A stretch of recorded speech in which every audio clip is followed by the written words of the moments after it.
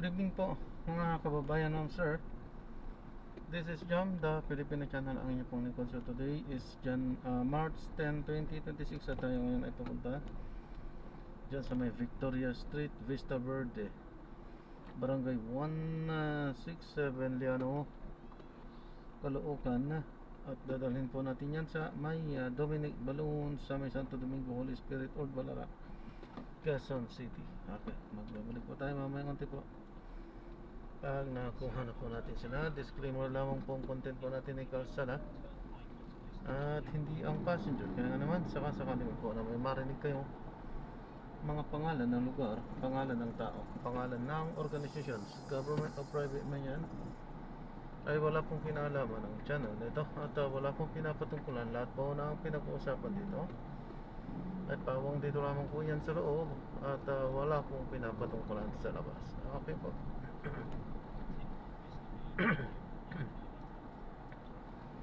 Magbabalik po tayo mamayang onte pag nakuha na po natin sila sa matala. Makinig tayo ng mga nagbabagong balita at talakayan habang tayo ay pupunta doon sa ating pick-up area. Pag nasa bahay tayo, let's be cautious. Anyway, hindi lang smoke control. Alam naman natin na simula ng March, mataas na yung consumo nun. Pwede madagdagan dahil nasa bahay ng trabaho yung mga tao. Samantala, malaki agad ang sinipa sa presyo ng petrolyo sa unang araw ng trading sa world market.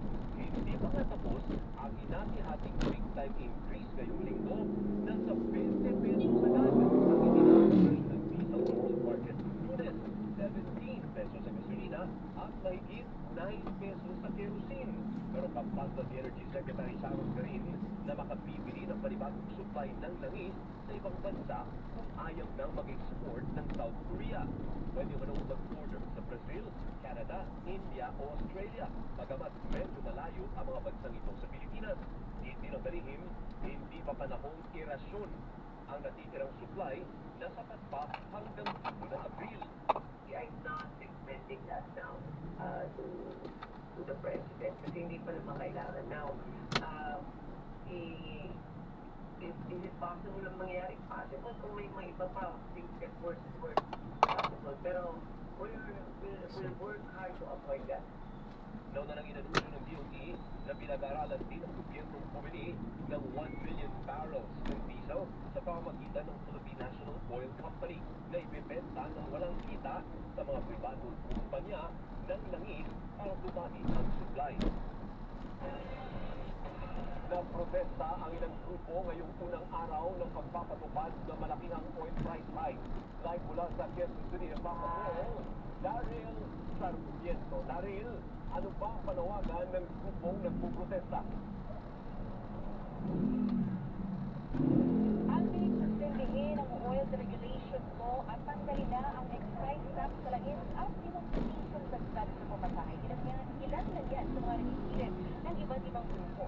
Sa harap po ng gasolinahan sa lungsod ng Maynila, nagsimuha ng protesta ng iba't ibang grupo kasabay ng unang araw na pagpapatupad ng big time oil price hike. Ay sa grupo, hindi lamang oil price kundi all price hike ang naging epekto ng pagtaas ng presyo ng langis. Kaya naman para maisan ang pasagit sa bulsa, panawagan nila na ibasura na ang oil regulation law at tanggalin na ang excise tax sa langis. Itinutulong din ang grupo ang 5 pisong ng pagkain sa buong bansa na kanilang ihahain sa LTFRB. Ikinabasa na rin ang nationwide strike dahil na rin sa sunod-sunod na pagtaas sa kanyang produktong petrolyo. Kaya hindi na nga lang po ito oil price hike eh. Oil price hike na ito. Dahil lahat ng bilihin ay inaasahan natin tataas. Ang panawagan natin sa gobyerno ay yung kagyat na isuspindi o ibasura yung oil regulation law. No? Sa ngayon ay inaano natin na mag-file, magpapaintin tayo ng usapin ng dagdag kita ng ating mga driver na kahalaga na 5 piso.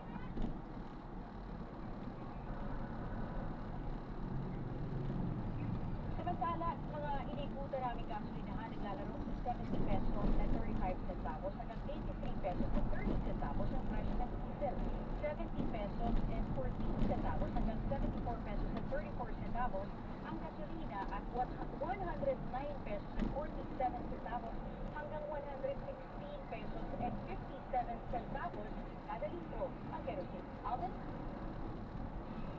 Maraming salamat, Daryl Sarmiento. Bagyang nakabawi ang piso kontra US dollar ngayong araw. Base sa Bankers Association of the Philippines website, nagsarap palitan sa 58.89 ngayong Martes. Kumpara sa naitalang record low na 59.50 kahapon.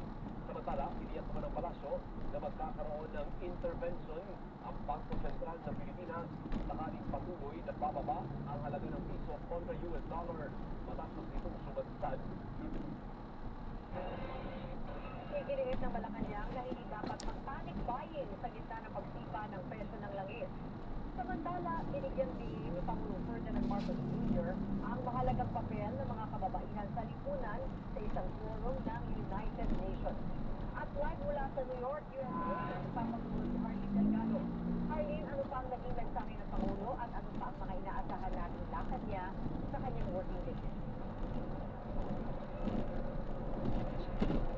Bernadette, malayo na pero malayo pa. Ganyan may tuturing ang naging mensahe ni Pangulo Ferdinand Marcos Jr. sa usapin ng pagsulong ng karapatan ng mga kababaihan. Sa kanyang pagdalo sa 70th session ng Commission on the Status of Women, ibinigyan ng Pangulo yung mga gawaing nagawa na ng Pilipinas pagdating sa women empowerment. Pero iginiit niya na marami pang dapat gawin para tugunan ang mga habong kinahaharap ng mga kababaihan. Sa ikalawang araw ng kanyang working visit sa Estados Unidos, dumalo si Pangulong Ferdinand Marcos Jr. sa 70th session ng United Nations Commission on the Status of Women, ang pinakamalaking taunang forum ng UN sa usapin ng gender equality. In the Philippines, we are proud to say that we have long believed that empowering women is not merely a matter of fairness. It is a cornerstone of nation building. Their contributions continue to shape our democracy, our economy, and our national character. Gayunman, aminado si Marcos na marami pang dapat gawin para sa mga kababaihan na humaharap sa maraming uri ng diskriminasyon at karahasan. Violence erodes dignity, weakens community, and undermines the very foundations of our justice. But beyond laws and institutions, we must also address the attitudes and assumptions that continue to limit women's roles in many parts of the world. Para sa Pangulo, dapat semento sa edukasyon at economic empowerment ang pagsuporta sa mga kababaihan, lalo na sa pamumuno at iba pang larangan.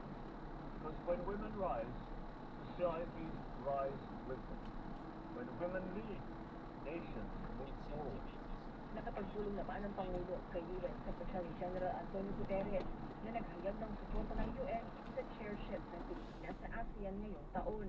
Bukod sa ilang pandaigdigang issue, tinalakay din nila ang kandidatura ng Pilipinas para sa non-permanent seat sa UN Security Council. Nagdino pa po siya na inakala po niya na ang huli niyang pangangampanya ay nangangampanya siya bilang Pangulo. Tiniyak naman ng Malacanang na patuloy na inililikas ang ilang Pinoy na apektado ng sigalot sa Middle East. Ayon kay Castro, ilang OFW sa Israel at Dubai ang nakatakdang umuwi sa Pilipinas sa mga darating na araw at mayroon na ring chartered flight mula Saudi Arabia. Ikinagalit naman ng Pangulo ang nag-viral na video ng isang migrant workers officer sa Bahrain na itinaboy umano ang ilang OFW na nanghihingi ng tulong pinansyal. Pinauuwi na sa Pilipinas ang naturang tauhan habang bumubulong ang investigasyon sa nangyari. Hindi po niyo nais na magsilbi sa ating mga kababayan ng buong puso. Kayo na po ang voluntaryong bumitaw sa inyong posisyon. Sinabi naman ng palasyo na wala pang paggalaw sa presyo ng mga pangunahing bilihin sa gitna ng patuloy na pagsipa ng presyo ng langis. Pero hindi po kailangan magkaroon ng panic buying dahil kumpleto naman po at ina pa po ang supply, lalo-lalo ng ating fuel at ng ating mga basic commodities. Gusto naman munang hintayin ng Pangulo ang committee report mula sa Kongreso tungkol sa panukalang magbibigay ng emergency power sa Pangulo na tapyesa ng fuel excise tax bago ito sertipikahang urgent. Samantala,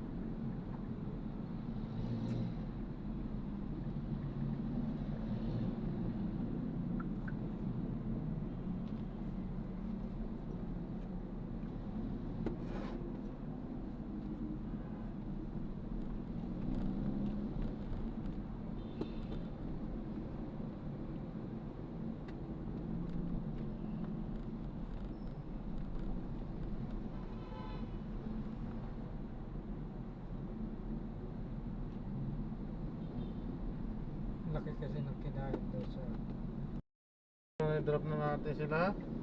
Maraming salamat po sa panonood. Di tayo nakapag-play ng diretso, no? Alam na natin ang dahilan kung bakit. So, upload pa rin natin yan sa na-drop naman na natin sila.